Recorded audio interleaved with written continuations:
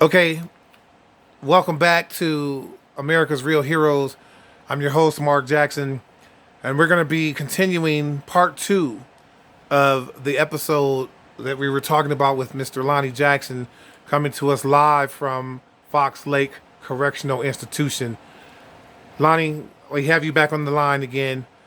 Let's start back where we were talking about during the time that you were going through your trial and the statement was made that Brittany falsified her statement in court, saying that that you didn't touch her. How did that go for you? What was the judge's reaction, or the trial, or the jury's Well, reaction? the judge reaction wasn't nothing because he wasn't paying attention. While she was giving her testimony, he was dusting off plants and wiping dust off the off the window ledge, and looking all around the ceiling and on the floors. He wasn't even paying attention. Okay. So during your time in trial, at the time of the sentencing, after everything was presented to the court, presented to the jury, the jurors, what was the final decision, and how did the judge react to you at the time of They, sentencing? at the time that the trial was over with, me and the judge got into an argument because I told the judge that I never requested a jury trial. I requested a bench trial. I said I made that clear to Robert G. LaBelle, who was my first attorney. I made that clear to Tadeo Gamino, who was my second attorney. And I made it clear to my third attorney, which was Thomas J. Marola. He said, in quote, "What difference will it make if you get found guilty by a jury, or get found guilty by a judge? Either way, you're going to get found guilty. So it doesn't make any difference." So So we'll before your continue case with was trial. even over, or your trial was even over, they already knew you were going to be convicted. Absolutely. That's what my lawyer told me. So that means that He, they basically had it already planned to make sure that you had a conviction coming, regardless of what the jury absolutely. said. And the judge told me himself on the record, if you are convicted of this crime, I'm going to give you substantial amount of time. He made that clear. And the reason why he made that clear is because in 1999 and 1998, there was an allegation risen by this same by Linda when she was at another residence relating to I gave her a hug, I gave her kids a hug when I was leaving. She alleged, her babysitter alleged that she saw me grab Desiree's behind on my way, bringing my hands away from around the waist. So they couldn't charge me with that case, but they brought it up in trial. And the judge said, on quote, on the record, "How do we know that Mr. Jackson didn't do this crime, even though he was never charged for? How do we know he didn't do this one if he's being accused of this And the one?" same So you question, already raised prejudice. right? That And was prejudice all day. the same question could be asked as to, well, how do you know that Miss Schultz wasn't lying when she stated Absolutely. that happened? Well, they determined because Miriam Falk, assistant district attorney Miriam Falk, she turned around and said that she refused to file charges because she felt that the story that was given to her back then was uncredible.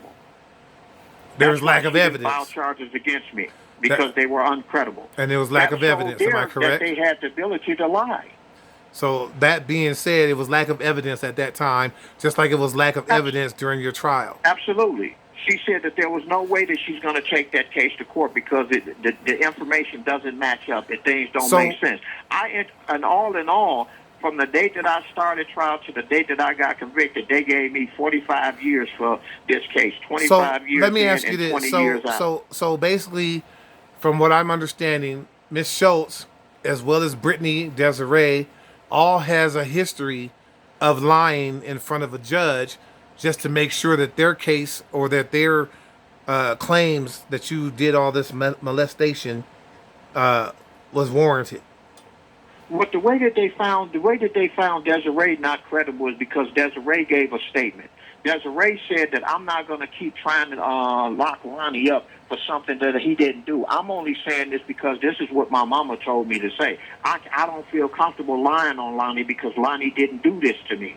And that's why they found the charge against her not guilty, because she told the truth.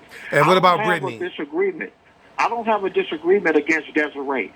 I have no misdeed, no dislike for Desiree. I respect Desiree because she did turn around. After she lied, she turned around and told the truth. Now, what about Brittany Brittany? stayed with her lie.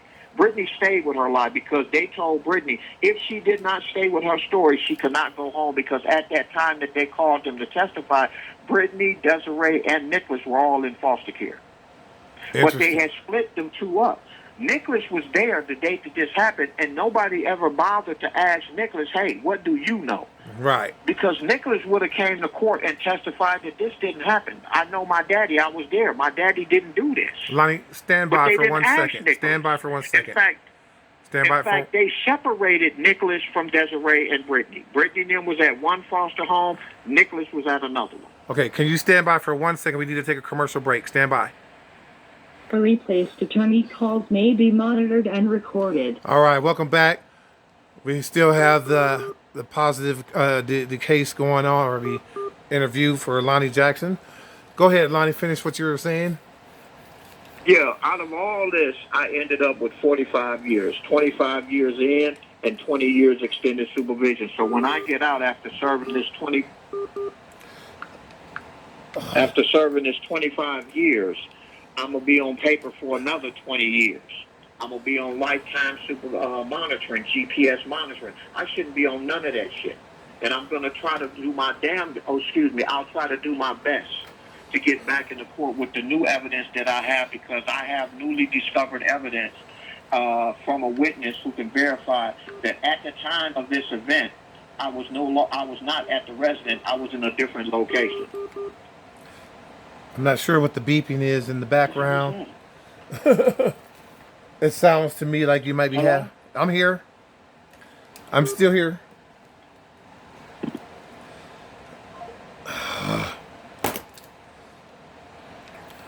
There seems to be a technical difficulty going on here. Sometimes with the cases in these court trials, when these phone calls come through when you're trying to do interviews, certain information being provided, they end up disrupting the phone calls. I am trying to reconnect with Mr. Jackson, so please stand by. Let's see if we can get this back on track and find out whether or not if that was the case, because it seems to be that there are some technical difficulties.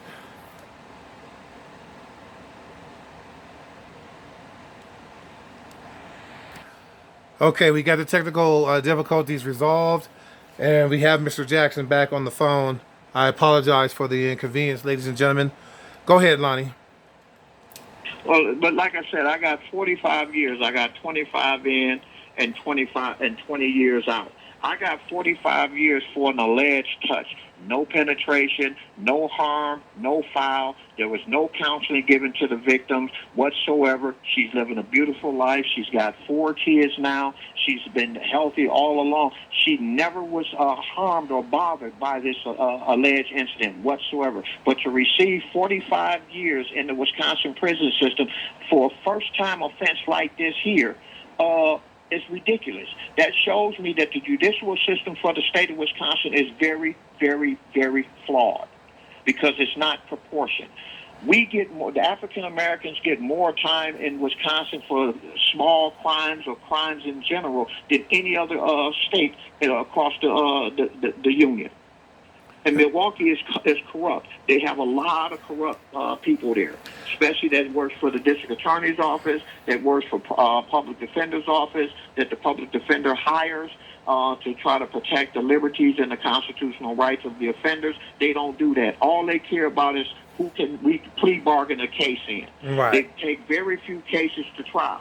They rather plea bargain these cases out, because they offered me 3 pleas before they finally judge said, if you get convicted, you're going to get a significant amount of time. And he did exactly that. But I also got 5 years because me and the judge got into an argument prior to sentencing, because I told him I didn't demand no jury trial whatsoever.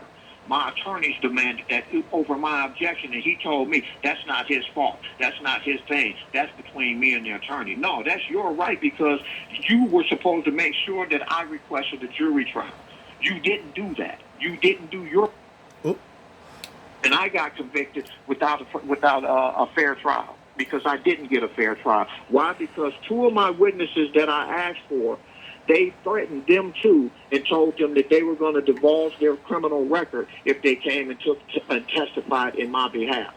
One of them was my brother and one was my cousin. The other one, the third witness that I requested to be there, they didn't even make no attempt to call him because that was my brother, Mark Jackson. The fourth witness that they didn't bother to call was Brittany, Desiree, and Nicholas's principal at their school, who could have verified that every time something happened with them kids at school, I was the one that they called to come to the school to straighten out these matters. Right. They contacted you. They contacted you, but they never contacted the mother, if I'm correct. Right, They didn't contact none of the witnesses that I asked them except for my mom and my sister. Them the only two witnesses that I had in my behalf. But I mean, as far as the 12 witnesses that I requested. As far as the school is concerned, and your and the point of contact, you were the one listed on the point of contact to be the main one to call during that time. Yes.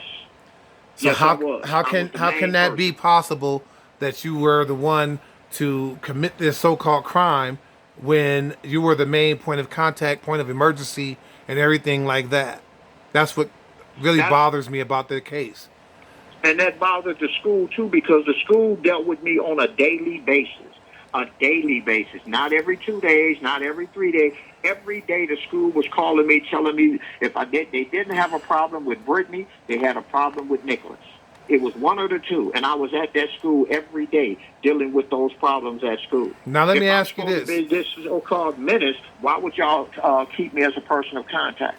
Now let me ask you this. During the time that this trial was going on, what was Nicholas's state of mind? Do you know? There was who? What was Nicholas's state of mind? Do you know what he was going through?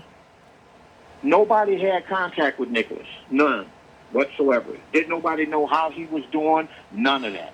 When they finally came home, when this case was over with and they finally came home, Linda put Nicholas out of her house. Now, how old was Nicholas at this time? With the girls.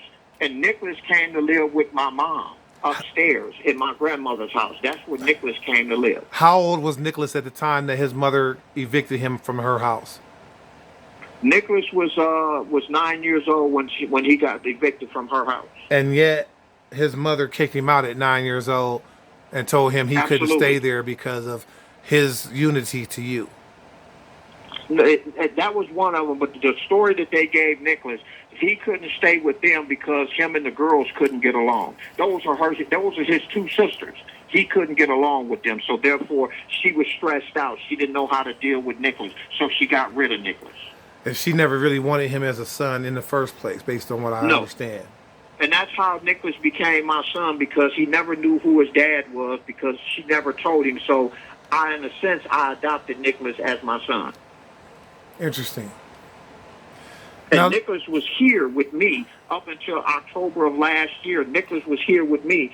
I found out that Nicholas got 7 years for a robbery, for an armed robbery. He got 7 years in, and he got 5 years worth of paper for an armed robbery because he had no way to provide for himself. He had no way to make money, so he somebody ended up convincing him to do a robbery with them. And when Nicholas got caught, they turned their back on Nicholas, and his mom turned his back on Nicholas until his 6th year in prison. Then she decided to want to come up and see him. Then at that time, Brittany decided she want to bring his son up to see him when they know he's a year before getting out. Other than properly placed attorney calls may be monitored and recorded. So is it safe? Because as a way to get at me, they dogged Nicholas out when I went to jail. So is it safe And to that assume? wasn't right. So is it safe to assume that Nicholas, unfortunately, was the product of bad parenting / a victim of his parents or his mother's wrongdoing that made him turn to a life of crime? When it comes to Linda's kids, the only one that she treasured the utmost because she did no wrong was Desiree. When I first met Linda back on Mother's Day in 1995, when I went over there, she was popping Nicholas in the head, and he was only 2 years old at that time. She was damn near busting Brittany in the face every time you look up and yelling and hollering at them. Child Services was called on Linda at least 12 times as it relates to those kids. And they told her one time that if they get one more call from her, they're taking her kids from her. I stepped into the picture. Chips was never called, not one day, not one iota. I go out to go to my mom's house one day. I come back. Brittany got a black eye. I asked Brittany, how you get a black eye? She said that she fell off the bed and hit her face on the truck. Okay, and so I said, what truck? Real quick. She said, Mama, and then she told me, she said, Mama hit me. I said, Mama hit you? So what? Interesting. Because I wouldn't mind her, and that's what Brittany told me. Now, interesting. I have another question pertaining to the physical violence aspect. Based on that, what you just said, based on that comment you just made, was it also possible, because I remember you had a dog named Sydney, did Sydney, the dog, your dog, did she also have any type of physical damage done to her based on Linda's anger? Well, not Sydney per se, because Sydney would have bit the daylights out of her. She had a problem with the second dog that we have. In fact, she threw Roscoe, which was a pit bull, a 6-week-old, 7-week-old pit bull. She threw down the steps and broke his leg. So out of rage. There's a trend and a history there of her hurting people and animals. Absolutely. Interesting. And the video that they took, I'm almost willing to bet you, me and my mom talked about that video. And I'm willing to bet you, because they showed my mom that video. And my mom looked at that video and told me that the person that they had in that video was not a child. It's a grown-up with a shaved vagina, shaved vagina, or whatever you want to call it. Absolutely. Interesting. Absolutely. Because you can tell the difference between an adult-sized vagina and a child's vagina. Right. Right. But okay. When you shave them, they damn near look alike. Right. Now let me ask you this: during your incarceration, now you have been in jail for how many years? I've been in jail for 22 years, going on 23 years in January. And during the time that you've been incarcerated, how many times have they switched you or relocated you from prison to prison? How many different times? I've been relocated at least 6 or 7 times. The last time that I was relocated was at KM. At KM, there was a staff member by the name of Schultz. Daryl Schultz, I believe his name was. He was Linda's cousin. All of a sudden, one minute I have all of my criminal trial transcripts, my discovery, my evidence, and all that. All of a sudden, I go to the hole. All of my transcripts and everything pertaining to my case came up missing. So, is it safe? Is it safe to assume that since this Daryl Schultz had a relationship, a family relationship with Linda Schultz, is it safe to assume that she may have had someone on the inside to be able to help destroy records of yours? Absolutely. Because while I was in the county jail, I got jumped on by a couple of people on behalf. They made a statement to me, this is a welcoming gift from your ex. And that's what they told me before they jumped on me while I was in the county jail. And what was the physical damage done based on that? It was done to me in the gym. What was the physical damage that was done? My teeth was chipped. My ribs was bruised. Stuff like that. Okay. And they told me that if I went to tell the police in any kind of way, my next move, I might not walk out of the county jail alive. Now, this Daryl Schultz. My mouth shut. This Daryl Schultz, was he a correctional guard or anything like that? Yes. And he was the correctional officer of my unit. Do you think that he had something to do with the eardrum situation where you lost your hearing and now have to wear hearing aids? No, I lost my hearing at Walpon and Oshkosh. Okay. When the police jumped on me in the back of our building and slammed me head first to the concrete, and I lost my hearing at that time. Now I lost my hearing on one side, and then while I was at Walpon, they used excessive force against me and slammed me against the wall, and I lost the other part of my hearing while I was at Walpon. Now, tell me, during this time of your incarceration, they have been basically tormenting you, so to speak, from what it sounds like, and constantly finding ways to physically abuse you, physically mistreat you. Absolutely. So you have been dealing with And a this lot of this for how many stems from years? a lot of this stems from this case because it's a clear fact that they don't like child molesters and they don't like child rapists. Well, seeing that the fact that you weren't or that you were convicted of that, that's how they looked at you.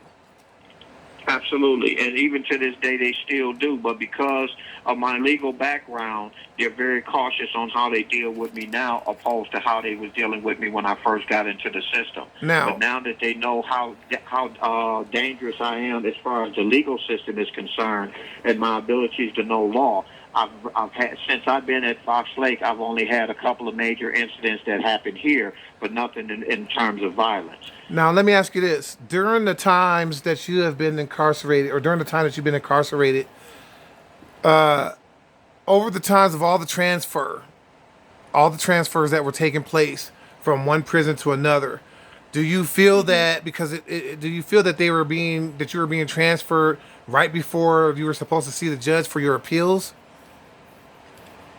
No, my transfers don't have anything to do with that. Every year, you have to go through PRC Program Review Committee to get a custody reduction. So whenever they transfer me, I was going from maximum down to medium classification. And when you get to medium classification, you can no longer stay in max. You have to go somewhere else. If you mess up while you're in a medium institution, then you go back to max for a year monitoring, and then you get put back on the list for classification reduction. Interesting. Okay, so over the years, unfortunately, you have been sitting in a jail cell, someone's jail cell, for a case that you were wrongfully accused of doing, wrongfully persecuted of doing, and now you have how many years left before you're supposed to get out? I have a little less than 4 years left. I have something like 3 years and 8 months left on my in-house sentence. Wow. Before I'm released from custody. I get my release date, my tentative release date right now is October 19th, 2026. Okay. Now, my last question I'm going to have for you, in your opinion, based on what your experience is and what you've gone through, do you feel that the Wisconsin judicial system is still upholding or has been upholding the law from the time that you were convicted up till now? No, the Wisconsin the judicial system is seriously flawed, and it's worse than ever. It's much worse than ever. So basically, because there's no accountability. There's no accountability in the DA's office. The DA is on his way of being fired. That if, in fact, this election is against the Republicans, or as they say, Tim Michaels, who's running as a Republican for Wisconsin, says that if he's governor, he's firing John Chisholm, the Milwaukee County District Attorney's office, because his office is flawed and he's made no attempts to correct those problems. And that's what's unfortunate. Ladies and gentlemen, this is a clear case of what I feel. All calls other than properly placed attorney calls may be monitored and recorded. I got to get ready to get off the phone because they're finna do diabetic stuff. All right, Mr. Jackson, I do appreciate your time, and I appreciate you telling the people everything about what's going on with your case and how the judicial system has treated you over the years. I mean, 20-something years, 20-plus years. Go ahead. If there's an attorney out there that hears this podcast and hear this story, I need legal representation to get back in the court. I have newly discovered evidence that I guarantee that if it's presented the correct way and presented to the courts, there's a good chance that my conviction can get overturned, because I have proof that I was never at the location in which the state said I was at the time that this crime happened. There are certified documentation that can be proven to that case. Mr. Jackson, Absolutely. I appreciate your time, and I thank you for everything that you have presented to us today, and thank you for being on America's Real Heroes. You are definitely a wonderful asset to the world. Thank you. And I appreciate your time. Thank you for having me. You're very welcome, sir.